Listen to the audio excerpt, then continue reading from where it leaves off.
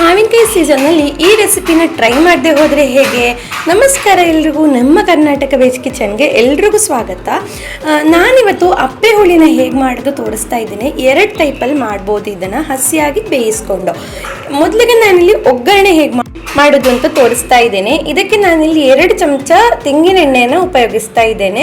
ಅದಕ್ಕೆ 1 ಚಮಚ ಆಗುವಷ್ಟು ಜೀರಿಗೆನ ಹಾಕ್ಕೊಂಡೆ, 1 ಚಮಚ ಆಗುವಷ್ಟು ಸಾಸಿವೆನೂ ಹಾಕ್ಕೊಂಡೆ, ಆಮೇಲೆ 2 ಬ್ಯಾಡಗಿ ಮೆಣಸಿನಕಾಯಿನ ಹಾಕ್ಕೊಳ್ತಾ ಇದ್ದೇನೆ.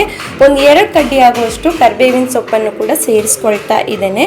ಇದನ್ನು ಚೆನ್ನಾಗಿ ಫ್ರೈ ಮಾಡಬೇಕು, ಲೋ ಫ್ಲೇಮಲ್ಲಿ ಫ್ರೈ ಮಾಡಿ. ಇದಕ್ಕೆ ಸ್ವಲ್ಪ ಇಂಗು ಹಾಕ್ತಾ ಇದ್ದೇನೆ. ಇಂಗನ್ನು ಹಾಕೋದು ಮರಿಬೇಡಿ, ತುಂಬ ರುಚಿಯಾಗಿರುತ್ತೆ. ಈಗ ಒಗ್ಗರಣೆ ರೆಡಿ. ಇನ್ನು ಬೇಯಿಸಿರುವಂಥ ಅಪ್ಪೆ ಹುಳಿ ಹೇಗೆ ಮಾಡೋದು ಅಂತ ತೋರಿಸ್ಕೊಡ್ತಾ ಇದ್ದೇನೆ ನಾನಿಲ್ಲಿ. ನಾನಿಲ್ಲಿ 1 ಮಾವಿನಕಾಯಿನ ತಗೊಂಡಿದ್ದೇನೆ. ಇದು ಅಪ್ಪೆ ಹುಳಿಕಾಯಿಯಲ್ಲಿ ಮಾಡುವಂಥ ಪದ್ಧತಿ, ಆದರೆ ನನಗೆ ಅಪ್ಪೆ ಹುಳಿ ಸಿಗಲಿಲ್ಲ, ಅದಕ್ಕೋಸ್ಕರ ನಾರ್ಮಲ್ ಮಾವಿನಕಾಯಿನ ತಗೊಂಡಿದ್ದೇನೆ. 2 ಹಸಿಮೆಣಸಿನ್ಕಾಯಿನ ಹಾಕ್ಕೊಂಡಿದ್ದೇನೆ.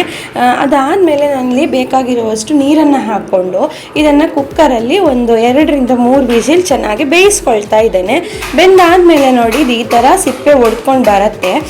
ಬೆಂದಾದಮೇಲೆ ಇದು ಸಿಪ್ಪೆನ ಚೆನ್ನಾಗಿ ತೆಗೆದುಕೊಳ್ಳೋದಕ್ಕೆ ಬರುತ್ತೆ. ನೀವು ಮಾವಿನಕಾಯಿನ ಚೂಸ್ ಮಾಡುವಾಗ ಹುಳಿ ಇರೋ ಮಾವಿನಕಾಯಿನೇ ತಗೊಳ್ಳಿ, ಸಪ್ಪೆ ಇರೋದು ಬೇಡ. ಅಪ್ಪೆ ಹುಳಿ ಅಂದರೆ ಹುಳಿಯಾಗಿರುವಂಥ ಒಂದು ರೆಸಿಪಿ, ಅದಕ್ಕೋಸ್ಕರ ಹುಳಿ ಮಾವಿನಕಾಯಿನ ಪ್ರಿಫರ್ ಮಾಡ್ಬೋದು. ಇನ್ನು ಇದನ್ನು ನಾವು ಸ್ವಲ್ಪನೇ ನೀರು ಹಾಕ್ಕೊಂಡು ಚೆನ್ನಾಗಿ ಕಿವುಚ್ಕೊಳ್ತಾ ಇದ್ದೇನೆ. ಹಸಿಮೆಣಸಿನ್ಕಾಯಿ ಆಮೇಲೆ ಮಾವಿನಕಾಯಿ ಎಲ್ಲನೂ ಚೆನ್ನಾಗಿ ಕಿವುಚ್ಕೊಳ್ಬೇಕು. ಈ ಗೊರಟನ್ನು ನಾವು ಅಪ್ಪೆ ಹುಳಿಗೆ ಯೂಸ್ ಮಾಡೋದಿಲ್ಲ. ನಾವು ಈ ಥರ ಚೆನ್ನಾಗಿ ಪಲ್ಪನ್ನು ಹಿಂಡ್ಕೊಳ್ಬೇಕು. ಹಿಂಡಿರೋ ಪಲ್ಪ್ ಇವಾಗ ತರ್ತರಿಯಾಗಿದೆ, ಅದಕ್ಕೋಸ್ಕರ ನಾನು ಇದನ್ನು ಒಂದು ಮಿಕ್ಸರ್ ಜಾರ್ಗೆ ಹಾಕಿ ಚೆನ್ನಾಗಿ ರುಬ್ಕೊಳ್ತಾ ಇದ್ದೇನೆ. ಈ ಥರ ರುಬ್ಬೋದ್ರಿಂದ ಚೆನ್ನಾಗಿದು ಪೇಸ್ಟ್ ಆಗುತ್ತೆ. ಇನ್ನು ಅಗತ್ಯವಿರುವಷ್ಟು ನೀರನ್ನು ಸೇರಿಸ್ಕೊಳ್ಬೇಕು. ಇದಕ್ಕೆ ರುಚಿಗೆ ತಕ್ಕಷ್ಟು ಉಪ್ಪನ್ನು ಹಾಕಿ ಚೆನ್ನಾಗಿ ಒಂದು ಮಿಕ್ಸ್ ಮಾಡಿ ಒಗ್ಗರಣೆನ ಕೊಡಬೇಕು. ನಾವು ಆಗಲೇ ಒಗ್ಗರಣೆನ ರೆಡಿ ಮಾಡಿ ಇಟ್ಕೊಂಡಿದ್ವಲ್ಲ, ಆ ಒಗ್ಗರಣೆನ ಇದಕ್ಕೆ ಸೇರಿಸ್ಕೊಳ್ಬೇಕು. ಇವಾಗ ನೋಡಿ ನಮ್ಮ ಬೇಯಿಸಿರೋಂಥ ಅಪ್ಪೆ ಹುಳಿ ರೆಡಿ. ಇನ್ನು ಹಸಿ ಅಪ್ಪೆ ಹುಳಿ ಮಾಡೋದಕ್ಕೆ ನಾನಿಲ್ಲಿ ಅದೇ ಥರದ ಮಾವಿನಕಾಯಿನ ತಗೊಂಡಿದ್ದೇನೆ. ಸಿಪ್ಪೆ ತೆಗೆದು ಈ ಥರ ಚೆನ್ನಾಗಿ ತುರ್ಕೊಳ್ತಾ ಇದ್ದೇನೆ. ಸಣ್ಣದಾಗಿ ತುರ್ಕೊಳ್ಬೇಕು ಇದನ್ನು.